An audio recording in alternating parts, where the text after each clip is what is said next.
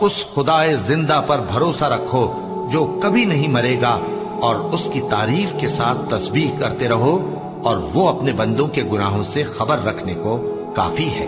وہی جس نے آسمانوں اور زمین کو اور جو کچھ ان دونوں کے درمیان ہے 6 دن میں پیدا کیا، پھر عرش پر جلوہ افروز ہوا۔ وہ جو رحمان یعنی بڑا مہربان ہے، تو اس کا حال کسی باخبر سے دریافت کر لو۔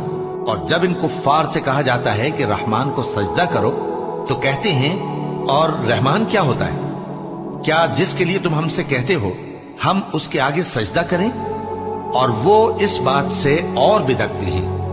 بڑی برکت والا ہے وہ جس نے آسمان میں برج بنائے اور ان میں آفتاب کا نہایت روشن چراغ اور چمکتا ہوا چاند بھی بنایا۔